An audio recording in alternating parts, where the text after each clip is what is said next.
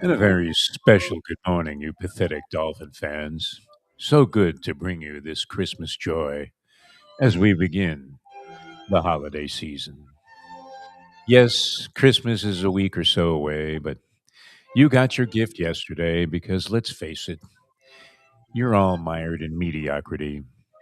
Here we had a situation that where it back in the day of the 14 game season, you would have had a pathetic 6 and 7 team trying to achieve and strive for some form of dignity to finish the season at a robust 500 and avoid once again having a losing season, which seems to be the most common occurrence for Dolphin fans these days.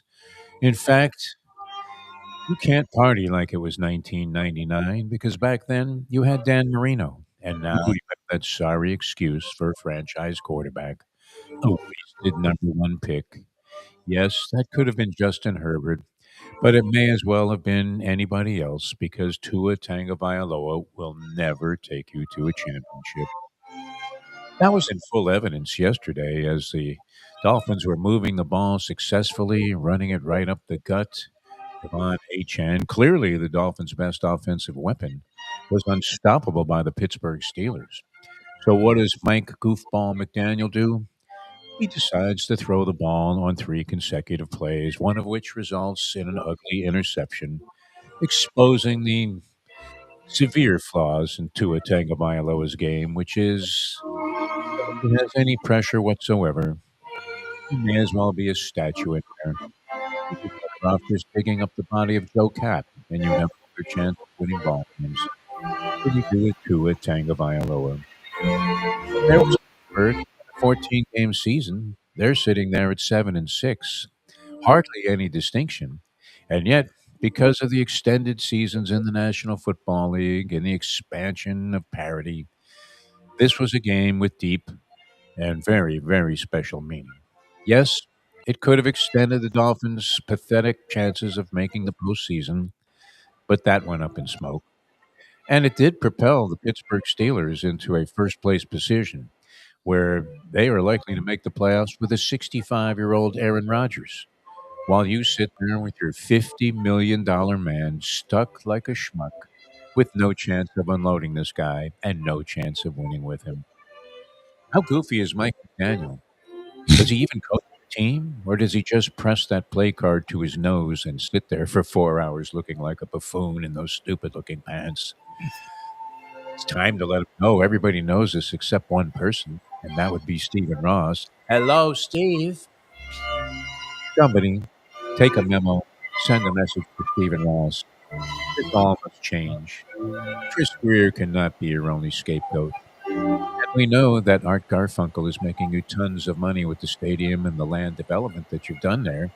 And that in the football league, even the dumbest, sickest, most pathetic of owners is going to be making money in the long run.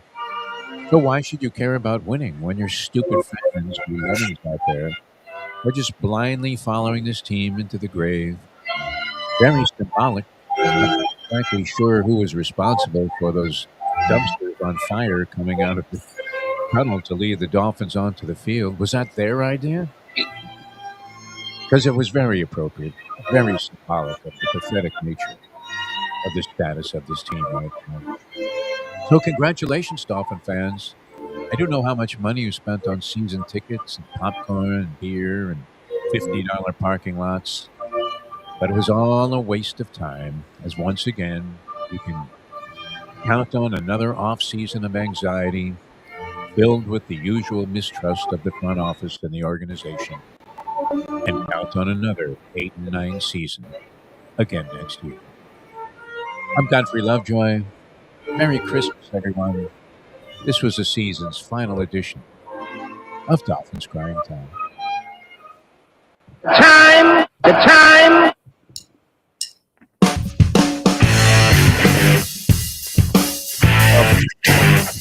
Not much you can say about He's quit. I love that he quit. We still have games left. it. I don't even want to bother anymore. I mean, you're out of the playoffs. What's like, the point? it's like Now the fans be jumping on the bandwagon. Hey, we better lose every game. At least we'll be drafting in the middle of the first round. Well, you don't get jack in the middle of the first round most of the time, especially Who's on the Dolphins scouting staff? I mean, who is scouting this talent for them? Wow. I mean, huge mistakes. It's unfortunate, Lubie. I hate to throw in the towel on the man. He goes 22 of 28, 253 yards, throws for a couple of touchdowns, both of those in garbage time when the game was already decided. So I don't know how significant they are. This would be one pressing question, though. You're losing the game by 3 scores. You're going to need 2 touchdowns, 2 2-point conversions, and a field goal to get into a tie.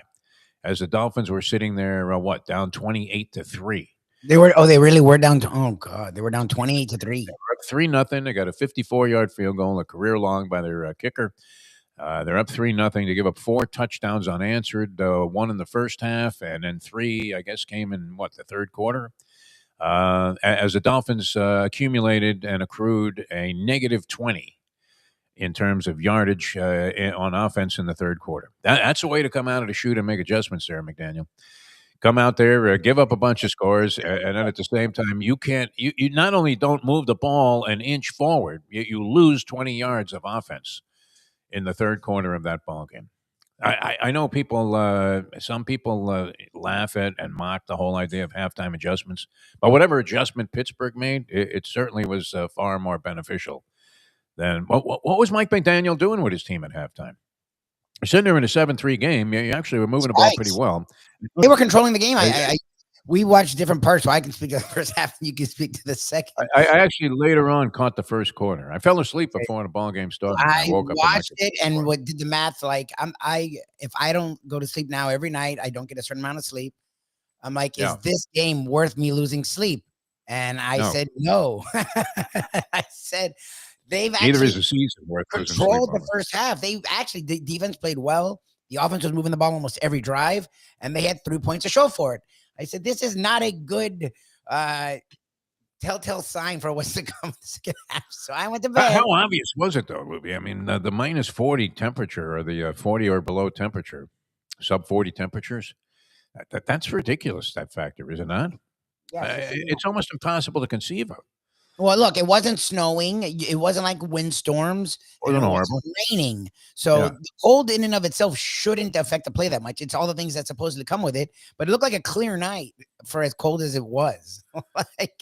It didn't even seem like it was that cold. I mean, if you were looking at Scott Van Pelt, it was cold. This guy must have the thinnest blood on the planet.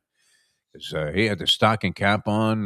He literally looked like O.J. Simpson coming back from whacking. I don't mean to make light of it, but stocking cap on, so he was almost unrecognizable. And sure enough, it was a factor once again. The other thing that was in play, and my buddy Mike Jones had pointed this out, that teams that were coming off a game of any type, win or lose, against the New York Jets, had accumulated a 1-11 record against the point spread the following week. They were 1-11. Nobody can cover after they play the Jets for some reason. And then this became a very popular stat all of a sudden. I don't know if somebody picked up on it off one of our broadcasts or whatever, but it started to circulate all over the place, this number, which we had kind of been discussing for the last 5 or 6 weeks. Mike came up with it, and he said, hey, do you notice this? Every team that plays the Jets, the next week they lose to the spread. I'm like, well, what are you, like the Elias Sports Bureau? Who the hell would come up with that? And so he figured since it went public that, of course, it was going to turn around. I gave the Dolphins a chance in this game, Lubie, coming in. How foolish am I? How stupid do I look? Thinking that the Dolphins had a good chance. And Rodgers had come back to earth. No, I mean, look, in the first half, the game was tight. The Dolphins just couldn't score. Like when you're on the road against a decent team, and look, they didn't even have TJ Watt out there. Like there was, they're talking back to the should Tomlin be fired stuff. Like this was a winnable game, and the Dolphins had won 4 in a row. They were actually starting to play better. They had been running the ball really well, and they had been smart about sticking with the run when they had been running the ball really well. Like, I don't know. Last night, the whole first half was like, so the run got you to their side of the field, and then you stop running. Like they did that 3 drives in a row where they got inside the 50. So that's automatic field goal range, let alone in this day and age, let alone you should at least get a touchdown out of that. It's not like again, the Steelers are missing their best defensive player. Like, and they would start throwing it. And it's like, Okay. Like I don't know what you're doing, but you do the so you've now forgot the last month when I like mean, H hands stealing the show, and then you had the third running back last week, also the Ali Gordon. Like you're actually doing things with the run. Like it's just annoying, and it's again why like and people. My buddy is a Giants fan. He's like, well, if he's fired, maybe the Giants could use him as an OC. I'm like, my problem with him as an OC is I question it. Like I'm not a fan of his I play think calling. this has done damage to his ability to be an offensive coordinator, being the head coach. Is that possible? I mean, look, I used to think this when I would change jobs in radio and change time slots, or maybe one station had different designations for what was the morning show. Some started at 7, others went 6 to 10, some went 6 to 9. I always found this, and it's kind of true of anything, right? It's one of the factors that you handicap in horse racing. A turn back in distance is often very, very beneficial. Now, I always liked it, Luby, when you had a turn back in distance. I mean, what we're doing now, knocking off an hour, even without the usual 3 12-minute breaks that we used to throw in on the radio. Still, it zips by. It goes by very quickly. And when I used to transition from, say, doing 4 hours of radio down to 3 or even 2, it seemed like you were hardly even working, didn't it? It's like anything. If you're working out, you're doing 10 reps 3 times. If you drop it down to 8 reps 2 times, it seems very, very simple to do. So you would think that reducing the load would really be a big, big factor. But I think reducing load for Mike McDaniel, I think he's gotten so screwed up from being a head coach in terms of his ability to navigate his way through a play calling situation through the entire ball game. That I don't even know if it helps him if he cuts back and scales down the responsibility and just was an OC and that's all he had to worry about. Very suspect. You had a Pittsburgh team, and now T.J. Watt naturally is known for his pass rushing ability, but you had a Pittsburgh team that was very vulnerable to the run. They were giving up over 125 yards a game in rushing yardage, one of the lowest figures in the league in terms of success rate against the run. And you only run the ball. Now, they did fall behind, but it wasn't until the third quarter. You only run the ball for 63 yards in the game against a team that's averaging giving up double that. So what was the point of going away? You hit it on the head, Luby. That was and Andy's pointing this out, and almost anybody would say, even and it was his 15th interception of the year to a Tagovailoa, which leads the league. In the league, You would never imagine that, would you? well, the one thing What's about that? Tua, again, the one thing about Tua, and it's why I always just pointed to health as the reason. I know he's not a franchise guy, but his level of play, he would lead the league in yards. He would be among the league leaders in TDs and among the league Yeah. leaders in turnovers, because the one thing he did was he didn't turn it over. He was really smart with the ball and really safe with the ball. So it's like, okay, he may not have the arm or the size, stature of a Burrow, but he's not taking the chances of a Mahomes or a Burrow. Those guys do. Burrow had like a game where he had 4 interceptions. Like, those guys take some chances. He wasn't doing that. Well, he was trying. The ego got in the way in the last 2 years. That's now become a problem for him. Is not only he doesn't have the physical ability of them, but now he's trying to match their turn. Like, he takes chances in the weirdest times, and it's like, that's not you, man. That's not your game. Either play your game or don't. But don't try to be someone you're not, because it actually just makes you even worse. You're going to have a number of times, and you see this a lot, and it's pretty remarkable, actually. Well, when you see a quarterback kind of falling backwards, trying to just dodge an oncoming pass rusher, and has to make the throw at the last split second just before getting creamed. There's like 3 And dudes you'll that have like the to guy throw. kind of leaning backwards, and they're able to put enough on it. You know this if you're shooting a basketball or whatever, and you're being tightly guarded, and you're falling back, and there's a guy kind of in your face a little bit, and you have to loft it a little bit higher, and at the same time, you got to put a little bit more on it. Tua is unable to do that. I mean, he threw a sacrifice fly there. That was. Did they invoke the infield fly rule on that pass? Yeah, he literally 'Cause he turned was- around, and it's a duck. It's like, dude, it's windy. Like, what are you doing? Just check it down or run it there. Like, and that changes the whole tone of the game. You go up 7-0, you get a field goal. Maybe you get, like, you go up third. Like, it's a whole different game. It's just been the problem. And That's no why teams, do no teams play man-to-man defense I against I don't know. against Tua? all of his interceptions, they kept pointing this out, came against zone defenses. Yeah, because he's used to throwing the spots, so the zone takes away a lot of those spots, I guess. Yeah. Yeah. Wow. Anyway, that was it, right? Kaputski, stick a fork in the Dolphin season. If it wasn't there already, I mean, they were on life support as it was. This was, I mean, it was close. Their season was hanging like Terry Schiavo, where you're saying, pull the plug already, pull the plug. Jeez. But there were some interesting aspects to it, and that in rallying for 4 wins in a row, albeit 3 of which were against teams that rhyme with zit type of teams, they did beat the Buffalo Bills in there, which the Bills are somewhat inconsistent, and they had a horrible game all the way through. The Bills have been rallying from the grave in a lot of their ball games this year, including this last one, down 21-0 to the Patriots. But the Dolphins' thorough thrashing of the Buffalo Bills was enough to make you think, well, maybe they're not that bad. Now, you're going to see teams struggle in games that looks like they should have a lopsided advantage in. AKA the Saints. They were dominating that game. They lost several games while well ahead or well in command during the course of the season. And these are all the marks of things that pertain to solid quarterback play, a sound NFL type of quarterback play, and, dare I say it, Lubie? Good coaching. I don't see, and people have been saying this for a while. I don't usually like to come to these conclusions. But I think it's becoming safe to say Miami will never win a Super Bowl championship while Tua Tagovailoa is their quarterback. Yeah. And they will never win an NFL championship, a Super Bowl championship, or even get there while Mike McDaniel is their head coach. Oh, for Is that a sure. fair statement? Yeah, they're lost. I mean, and you leaving him in so that they can win games, so that you now can debate keeping Mike McDaniel is worse, not better. Like, the guy's not the head coach. The guy shouldn't be a head coach. The guy should not be leading an NFL franchise. And you've now given yourself some pause because people keep talking about, well, he hasn't lost the locker room. Like, well, first of all, I don't know if that's true or not. Second, I don't care. They don't win. Like, Yeah. it's just in these seasons where you win 7, you win 8. It's the worst. Like, they had a chance to at least suck.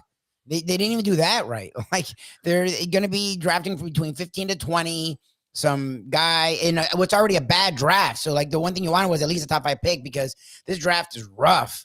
Like, look at the Heisman. People were right. Like, that was the worst Final Four of a Heisman. Like, not one of those guys would win a Heisman. Like, Love had a nice year, but it wasn't like a Rashawn Salam or like a 2,000-yard season for Notre Dame.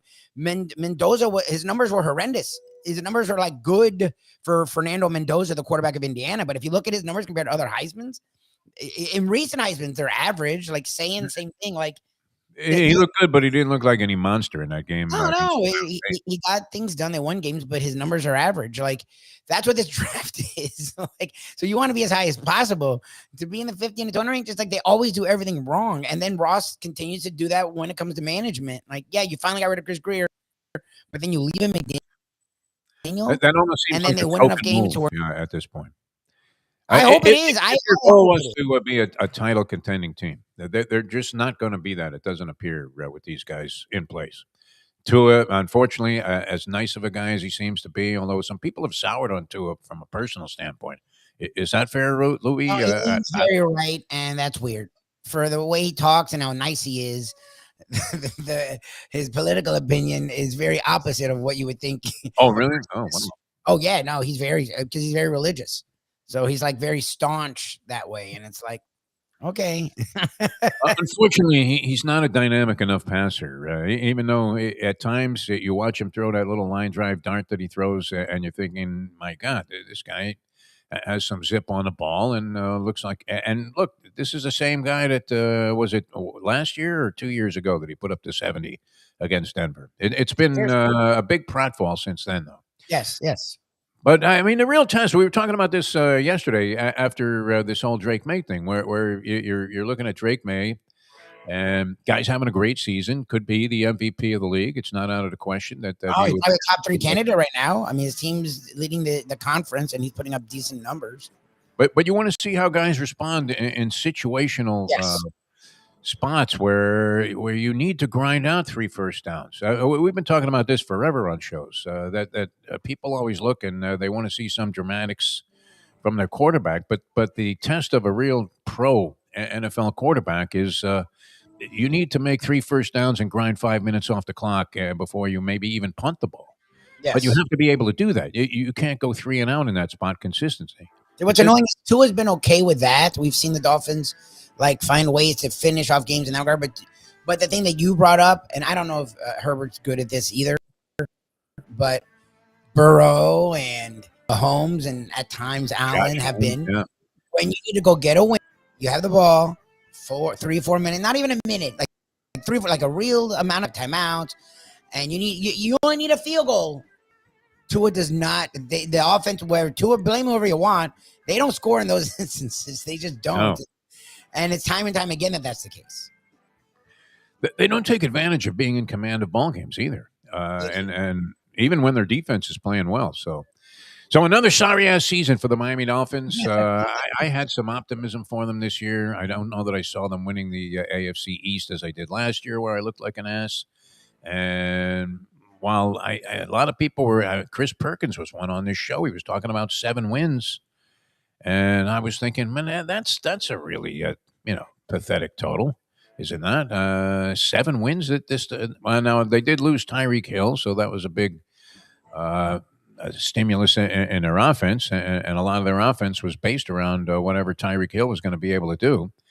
It's clear now that the offense should revolve around Achane and much more so around the running game or some kind of short passing game to backs. But you do have to move the ball down the field. Eventually, the NFL is going to find a way. Defensive coordinators, no matter how stupid, no matter how inept, no matter how lame, will find a way to stop that. Unless you're, with the Jets, who just fired their defensive coordinator, Wilkes, after giving up like 50 points to the Jaguars, and that came on the heels of a 30-something point effort by the Miami Dolphins the previous week, Gonzo City.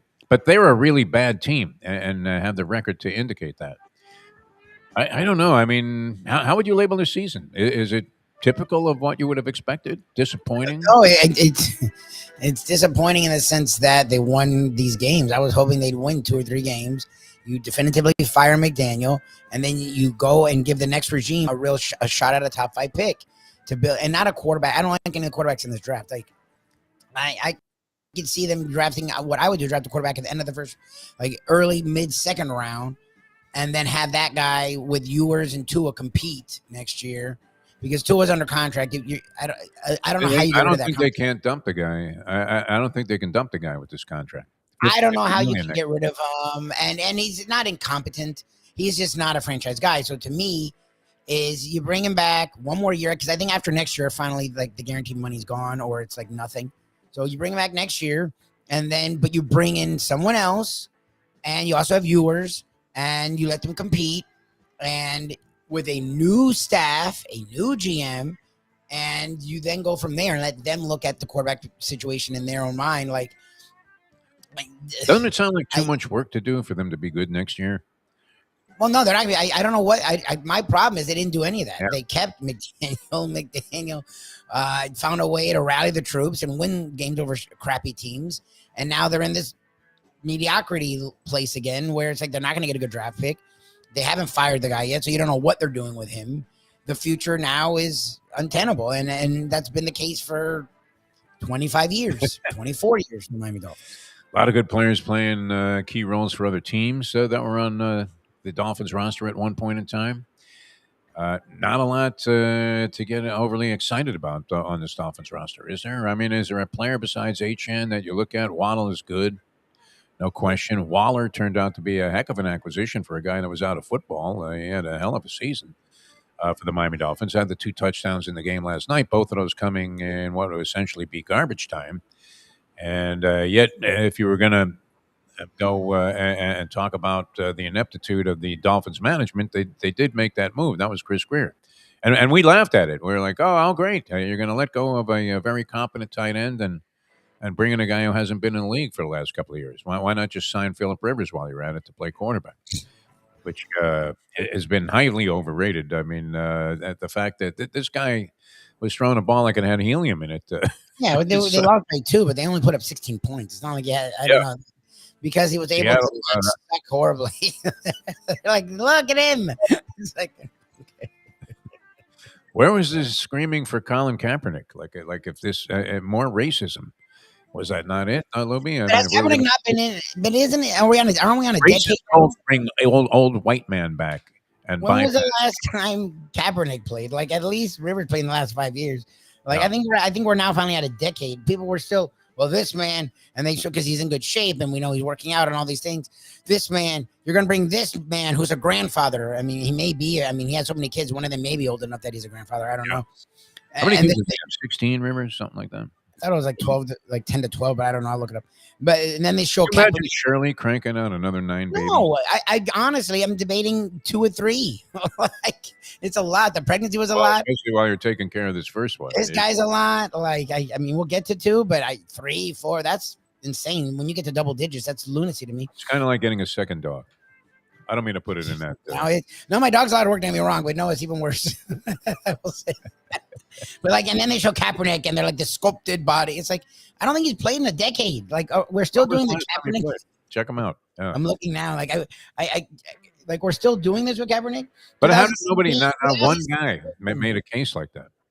How did that not pop up as an NFL topic? Where's Stephen A. Smith when you really need him? Oh, I don't know. I saw people on Twitter doing it, so I don't know. Maybe they didn't do it in the national media.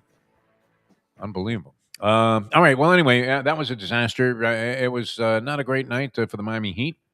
NBA had some interesting action. We'll get into that. The Panthers won again, so they're starting to heat up a little bit. Some of their players that you would normally figure were going to be involved in any type of success that they had are making contributions. I think Reinhardt was big in the game last night. Bennett we've seen in a couple of highlights.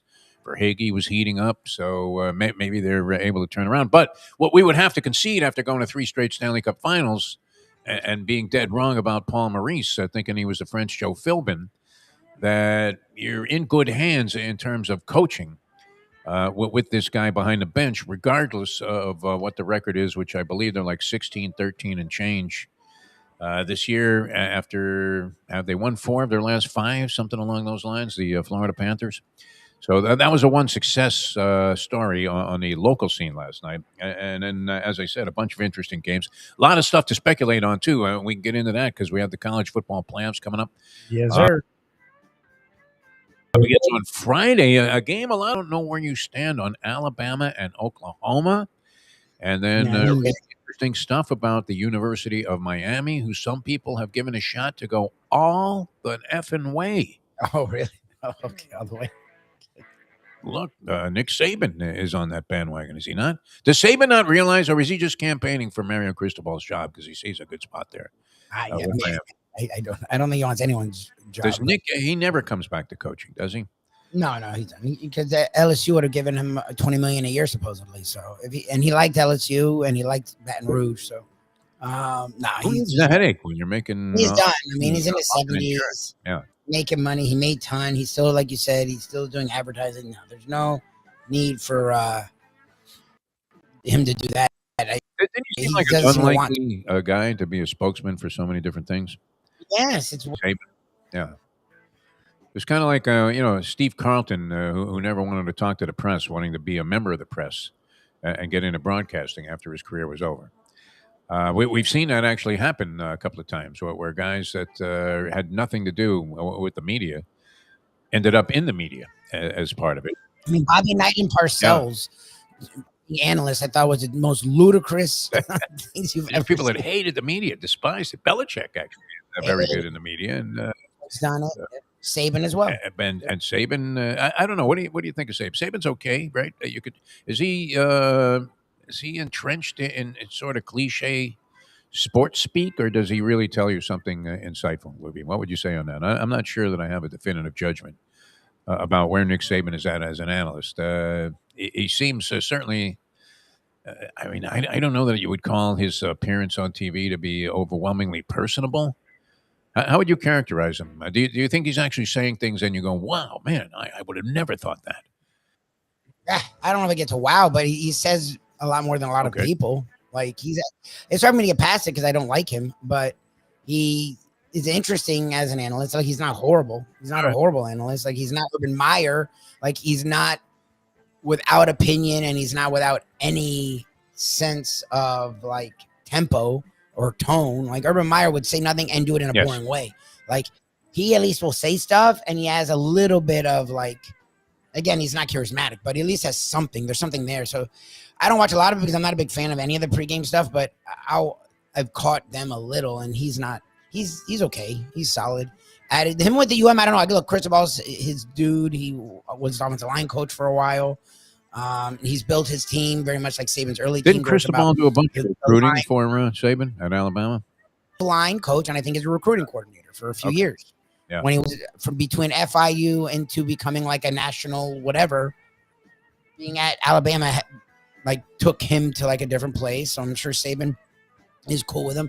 And also, again, he's built his team with about the lines, running the ball, you know, being smart, physical, very Saban-esque kind of things. I don't know what people love I don't think they actually watch them. We talked about this last year. Every week, and people were like, "Oh, I'm like, what am I?" Toss up they get out of this first game. I mean, I think they lose. I think if Marcel Reed plays smart, they lose by multiple scores. Like I don't know. You'd rather have Mike Elko or Mario Cristobal? Elko by a million. Okay. And Elko hasn't done much either. And Elko's much newer to coaching than Cristobal, but it's not like he's a godsend. I ACC Coach of the Year a couple of years ago with Duke. I just don't trust Cristobal. I don't trust him at all. And they're on the road. I get it's not at night, so being there at A&M, the 12th man isn't as bad as a night game, but it's still on the road for a playoff game when they've not been good on the road. Like, okay. Is that a noon Eastern time? Yeah, supposedly it's noon. But isn't that now early? What is it? 1 hour or 2 hour time difference there? I think it's 1. I think it's not 2. I'm trying to see if it's at least 1. Houston is a 1 hour time. I think it's 1 hour. So Texas A&M. What city is Texas A&M? But it would have to be. I mean, the time differential. So they're going to start this game at like 11 o'clock in the morning. There, that's a very very early wake up call for playing a hard nosed, tough football game. Don't you need to kind of work your way into it? It's tough to get up in the morning and do that. I would imagine. But anyway, it seems like there's a mixed bag. What's that? It's College Station, but I don't know what the hell College Station. I don't know where that's. Talk about a nondescript locator. College Station. Where the F is that? All right, we're going to come back. We'll dissect some of these things for you and get into some other stuff as well. I didn't even realize that this thing is Friday night already, the Anthony Joshua, Jake Paul fight. I was trying to see if there was any reason to go to this thing. Because you would imagine. And one thing, even though I'm not a big fan of women's boxing, I have seen some really good women's boxing matches. We certainly, this Katie Taylor, Amanda Serrano trilogy, that was some good stuff if you can divorce yourself and detach yourself from the ideas that chicks are punching each other in the face. I don't get any special kick out of that. My problem with women's boxing, and it probably was an exaggerated version of what we see in women's college basketball, what was the whole mismatch nature of it. Yes. There wasn't enough depth. You have more good women's college basketball players than you did in the past, and you probably have more good women's boxers than you did 20 years ago or 30 years ago when this kind of concept was being introduced and almost foisted upon us in the absence of Mike Tyson. But while there were some that were really good and actually looked like they had the moves and the ability to box, albeit against women, the mismatch factor was ridiculous because you just couldn't find a quality and a depth of field in terms of opponents. Anyway, but Jake Paul has been very good about promoting this. He really has made a big effort to promote women's boxing and help women's boxers out because they get big paydays when they're in his organization. And the whole card is like women's boxing. Lubie, would you pay thousands of dollars to go to a boxing match? The ringside seats for this thing are like $1,200 to sit ringside. Deep nosebleed, would it be worth blowing a 60 spot on a back row upper deck ticket in the worst location in the Kaseya Center? Would you spend 60 just to go to it as an event? Because it's more of an event. It's more like circus than it is sports. It'll be an event. It'll be fun. It's night out. It's Friday night. I guess it's in our area. You don't have to go out of the area or travel or anything. got Yes. a pro wrestling atmosphere to it with the Jake Paul fight, right? 100%. It's Yes. like Hulk Hogan coming out of the locker room. 100%. And we're coming to find out that it seems like most of this is pretty heavily rigged. Yep. If Anthony Joshua is even the slightest semblance of himself as a heavyweight, even in matches that he lost, Should annihilate him. your $62 back row, back against the wall, peeled to the wall ticket in the upper deck probably would give you a chance to have Jake Paul land in your lap. But if he goes through this thing like Mike Tyson did and like Chavez Jr., where they do nothing for the first 7 rounds and then throw a couple of love taps in the 8th, how much longer? Well, we ask this all the time about certain administration, where, I mean, you're asking yourself, what would be the final straw? Was it making fun of the reporter who had health Real problems? question. Yeah. What was it? January 6th? Was it this? Was it that? What was it? All of this BS, and then this Rob Reiner thing. Wow! I mean, I don't care who you are. If Vladimir Putin had put out a statement like that, you would consider it beneath him and his position. All right, we're coming back with more in a moment. Now that. What are you just going to say? Very presidential there, Thomas. It's 8:41. Joe Bees. The bees collect the pollen, bring it to Joe, he packages it, and he gets it to you. It's simple, 100% natural, and it's good for you. There's only one place to get Joe Bees, and that's from me. Joe B. If you want to look and feel good, call 877-300-5632. Hey folks, Tony Segreto here. Let me ask you a question. What do you look for when you go out to eat? Good food, obviously, friendly atmosphere, not too loud, but good energy, reasonable prices, and a place where you feel comfortable. All those ingredients, no pun meant there, are hard to find unless you're talking about the Texas Roadhouse. You see, they encompass all of those attributes. Really, really good food, amazing atmosphere, good for a family, good for a date, or just a night out for yourself, and prices that will make you extremely happy. Their ribs, unmatched. Steaks, hand-cut every day. Everything, and I mean everything, is made on site, including their incredible bread. It's the one day, folks, that you can forget about low-carb diets. Trust me when I tell you, Texas Roadhouse, your restaurant, your destination when you say, where should we go and eat tonight? From the newly renovated sports bar to the beautiful bayside views captured at the Tiki Bar, Jimmy Johnson's Big Chill has it all. Located at mile marker 104, the Big Chill also offers waterfront dining while experiencing breathtaking sunset views of the Florida Keys. It's simply the hottest spot in the Keys to cool off. That's Jimmy Johnson's Big Chill at mile marker 104 in Key Largo. For more information, call today at 305-453-9066. I have sinned against you, my Lord. The only way to get your morning started is with Defo, joined by Lubie, right here on The Defo Show. Jake Paul goes a distance with Anthony Joshua. That would, I mean, reek of a fix, would it not? How is that possible? I don't think he hits hard enough to knock out a heavyweight. I mean, and I'll say this: Jake Paul on form is not the worst boxer we've ever seen. I wish we could play this clip because I was associated with the bout. Of what was actually the worst boxer ever, and it keeps popping up on whatever feed I'm on. I'm trying to play some music in the car, and up pops worst boxer ever. Which, I mean, it was pathetic. Jake Paul is not in that category. If he was a club fighter that came out in the first or second bout on the undercard in the preliminaries, and you saw this guy, and even if he got knocked out fighting with the style that he has by a real competitive pro guy that was at the same level, you wouldn't say it was a disgrace what he was doing. Now, maybe it looks that way because he's got the contractual obligation by the opponent not to do anything. Is that possible, Lubie? And if that ever became public knowledge, where they actually saw the contract and it said you will not throw a punch till the 8th round, people, I mean, in this era, in this age, people would still buy it, Lubie. Isn't that the strangest of things? Like, it's fraud, and people still buy it. Would you go though? I mean, just as a circus event, it's kind of Look, what you it get is. free tickets if you have free time. It's in our area, and we have enough connections where you probably can make it happen. Then, yeah, I guess I don't have any interest in it, and because of how my life is, I haven't had a second to think about it. So I won't. It won't even cross my mind.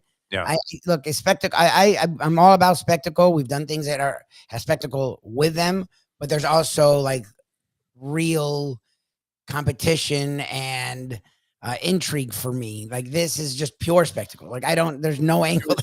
Yes.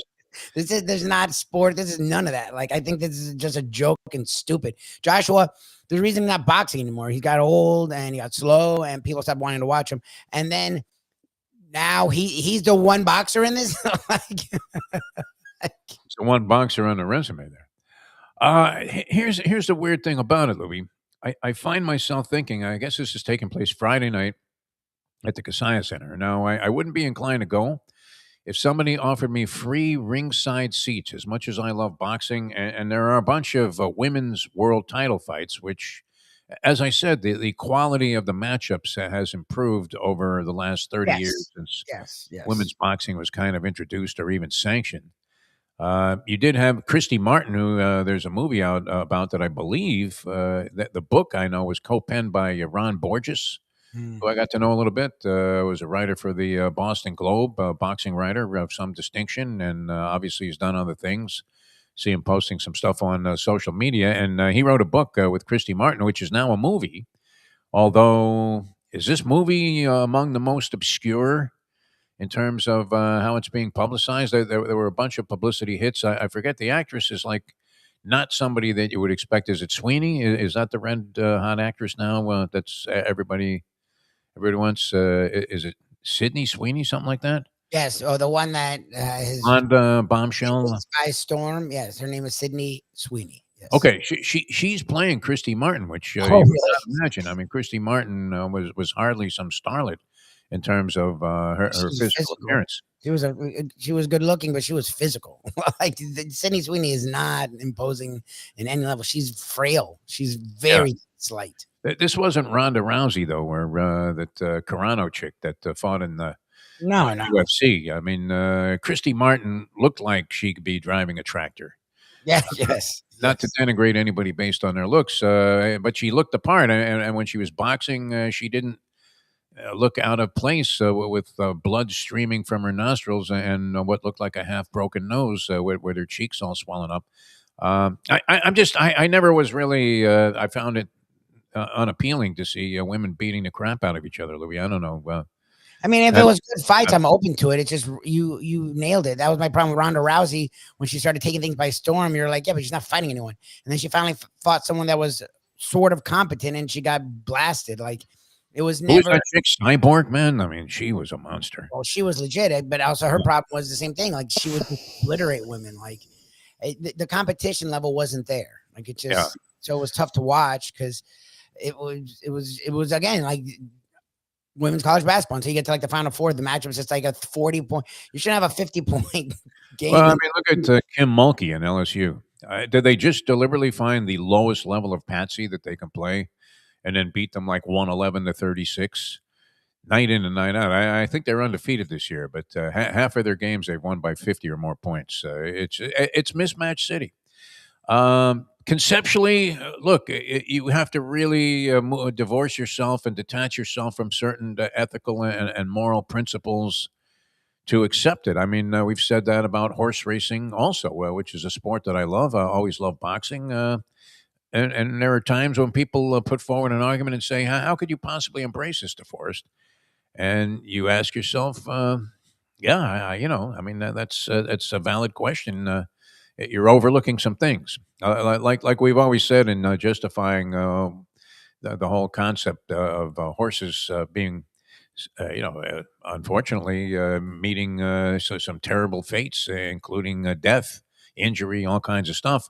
I do believe that the people in the game, for the most part, and the vast majority, really love the horses. But the horse doesn't make the decision to go out there and essentially risk its life.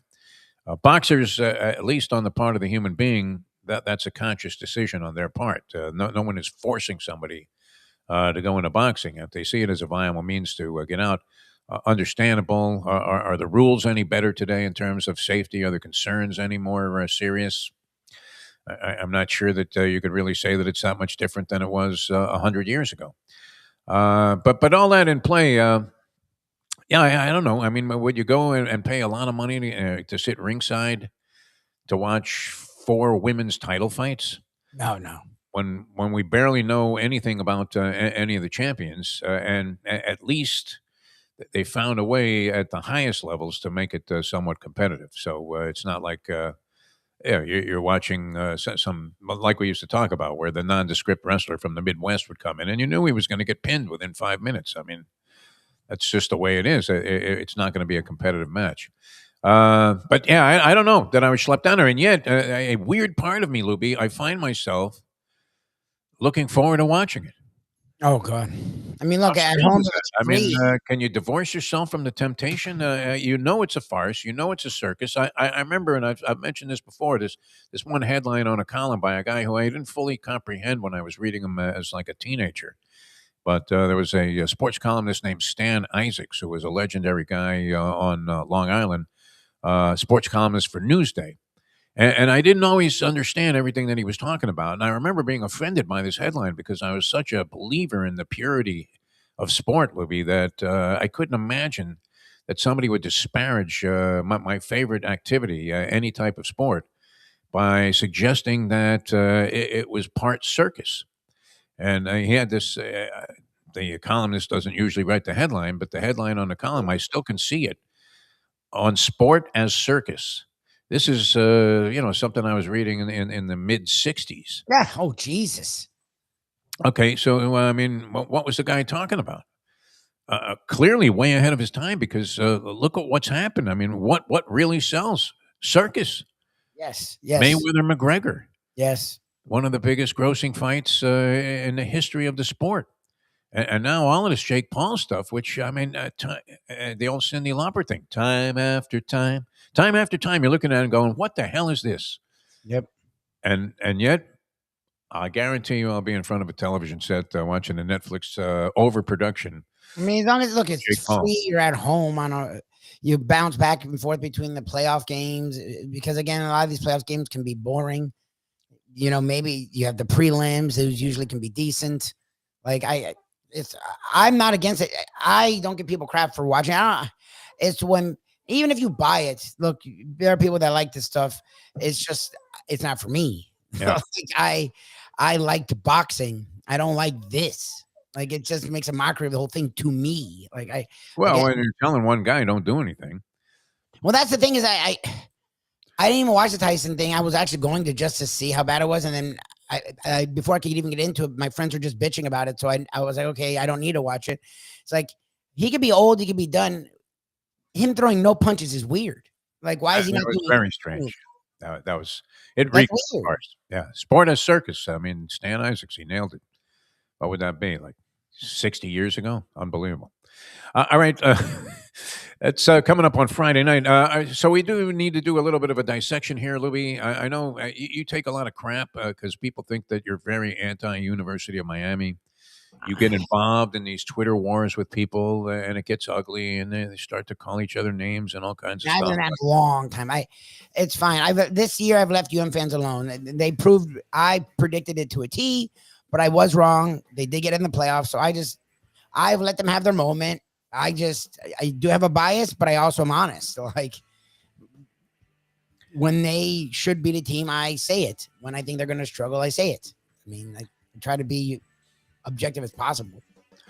People are seeing this, even though the spread's 3.5, which doesn't indicate necessarily a toss-up. I mean, Pick'em would. The 3 points being accorded the home team, is that always applicable on the college playoff level? Yeah. I don't know. I mean, the other two of the other 4 games appear to be blowout city, as most people would give zero chance of James Madison beating Oregon. I would have to think if that happens and you had it on the money line, God bless you. Oh God. You went.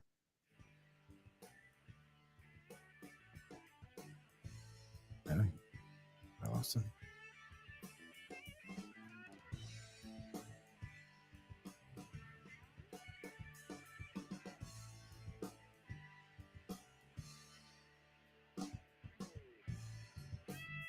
Okay, so we did lose. Okay, I wasn't sure. Oh, there he is. I was like, do we lose Defo? Do we not lose Defo? And I'm never sure. Oh, am I back? Yeah, okay. Here I you was go. I was getting a weird designation here. It said, "Oops, we've lost a recording" or something. I'm on and we're live. So Well, we all lost. I was saying was, the two of the 4 games appear to be blatant mismatches. So, a lot of people are zeroing in on this Miami game, and the other game. I think I don't know what do you make of Alabama and Oklahoma, Lubie? I don't know enough about. I watched Oklahoma play a little bit this year, and I saw much more of Alabama. The times I saw Alabama, unfortunately for Alabama, they were not playing very well. When I tuned in, they usually looked like they were in the crapper, including this last game, which we watched, where I mean, it just gets slaughtered by Georgia. I kind of like, and do you hear anybody mentioning Georgia as a possible national champion, Libby? I think they're being largely overlooked. No, Well, no, because they've had their struggles, and their defense isn't what it was, and their offense doesn't run the ball like it did, and their quarterback is sort of eh. So, but again, who else has a chance? I mean, everyone's had their issues. They're an interesting one because of their coach and how much they've won in the last half a decade. Like that's the thing is college football goes to the coach as much as anything. yeah, So like Kirby Smart's pretty much the preeminent coach in all of college football. They have the most talent when they do the talent evaluation crap. They have as much talent, if not more talent than anyone. So the idea, and you're getting decent odds, which you rarely get with Georgia and Kirby Smart. Like I get seeing them there. It's just to me, it's hard to see anyone actually beating Ohio State when Ohio State plays their game and is smart. That's just my problem. can they do that though, or is Ryan Day syndrome right up there with the Cristobal factor? Maybe not quite as obvious with Ryan Day, but in many big spots, this guy is just frozen up. If he doesn't win this, if Notre Dame, which is right there toe to toe with Ohio State in that national championship game, which was a very competitive game, if they win that game, then It changes everything. He's fired. He would have been fired. Fired, right? Yeah. But he won, so he's hailed. Unbelievable. Yeah, that performance, coaching from the coaching standpoint in the Indiana game, and unless I'm badly wrong and completely underestimated Indiana. I just can't imagine that from a talent standpoint, they could go toe to toe like they did with Ohio State, unless Ohio State was being impeded by their own brain trust there. Yeah, you have to let them. I mean, you have to let them be in the game. We've always talked about that when an upset's brewing. It's if you let a team hang around, you get yourself in trouble because you give them hope. If you put them out early, you can have a nice fun day. And it felt like what that game could have been. And they let them hang around. They didn't put them away when they got in the red zone, which I don't understand. Like the talent disparity is insane. I'm going to concede you without the point spread, the 2 blowout games, and figure Ole Miss moves on, and so does Oregon. So, all right, final minute of the program. I think Alabama. I lean Alabama. Here, the other 2 games that are much more difficult to predict. I lean Bama. The game they 2 played, Alabama spotted them like 17. And yeah. I don't see Bama. Yes, they played not good in the last month or so, but you would think they'd learn that lesson. They had a couple weeks to prepare. Didn't play last week.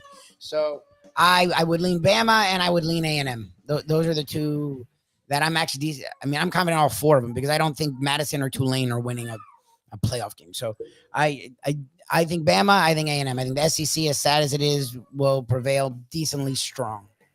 So you're saying it's a South Florida sun-induced illusion that people have about the University of Miami being so strong up front that they're going to be able to manhandle Texas A&M. One advantage they have, I was looking at some stats, they do have 20 takeaways on defense, and A&M not great in that category, weighing in on the season with just 10.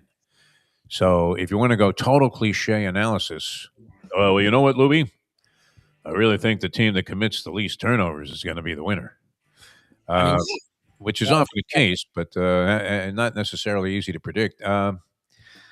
I don't know. I want to give Miami a chance, and I haven't been as overwhelmingly impressed with Miami. That one Gator game, witnessing the dull effort that was being put forth by Miami in a game that they clearly were outclassing an unprepared and very chaotically unorganized Gator team. It just the fact they left him hanging around in that game really makes me nervous. Your boy DJ Lagway, by the way, parting ways with the Florida Gators. Where does he wind up? Would there be a big market for DJ Lagway? Did people think it was a Gators? Yes. Well, no, I mean, he's a talented kid. He was a 5-star top 15, top 3 quarterback coming out of high school. He's strong. He's big. He's athletic. He's just inaccurate as hell.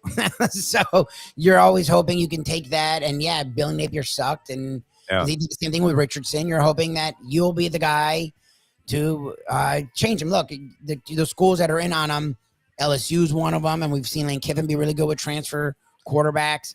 I think he's not good, and I wouldn't want him because he's not only that he's inaccurate, but he's not a hard worker. Like, he's not the guy that's first one in, last one out. He's not humble. Like, he's very into his own ego. Like, so if you struggle with accuracy and then you're not, because guys have gotten better with accuracy because they bust their ass. Like, it's really, usually that was always the thing before Josh Allen, even in, as an FSU fan, Jordan Travis. Like, if a guy was bad at accuracy, that was the one thing you couldn't, like, it was not going to get better. We've seen in recent years, if you really care and work really hard, you can become more accurate. That way, he hasn't shown to be that guy so far. So no, he looked lost out there most of the time. And amazingly, somehow Florida was still in that ball game, late in the ball game, where again, that was the ugly coming to the surface of the crystal ball factor in that spot.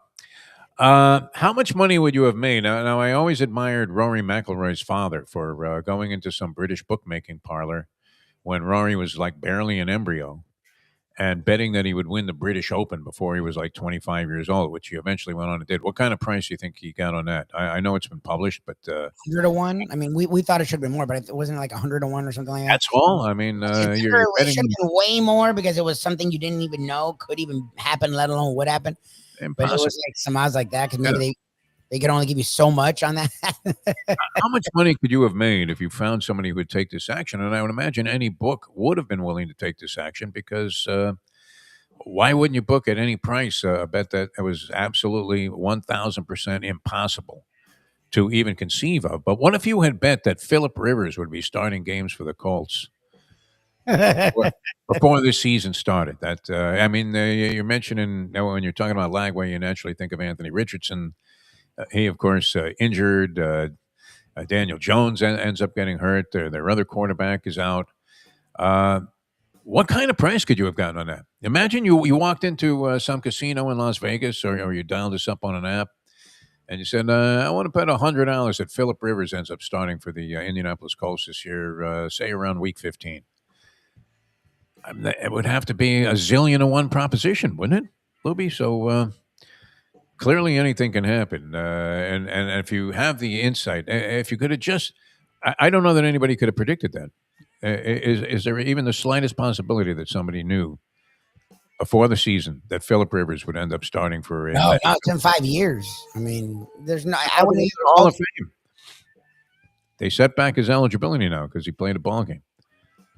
Imagine they had to reset this whole thing. So not that it matters. The guy's young enough. He'll see his induction into the Hall of Fame. And would you say he's a first ballot Hall of Fame?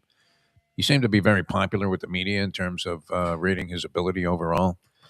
He made his share of blunders like any quarterback does, maybe more than most of the Hall of Fame type of greats. But Phillip Rivers, first ballot Hall of Famer, your opinion, NFL? He gets in right away? No, he's not. He's one of those people that people question. He not only didn't win a Super Bowl, he didn't even play in one. So there's a lot of questions about, is he a Hall of Famer? I think his stats are in the Hall of Fame realm. I want to say he gets in. I think eventually he gets in. He's not a first ballot. Okay. All right. That's fair. All right. We have to get out of here. Young Luca acting up a little bit. And we had a great time being with you this morning. We'll do it again tomorrow. I'll have Tony Segreto, a little old school with Tony. Tony was right. Remember how we gave him a lot of crap because he was so pessimistic?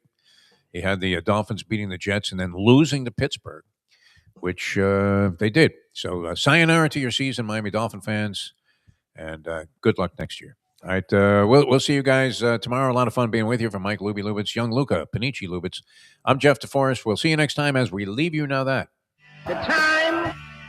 it's 9:05. Let's go to eat a damn snack. To my soul. Today's edition of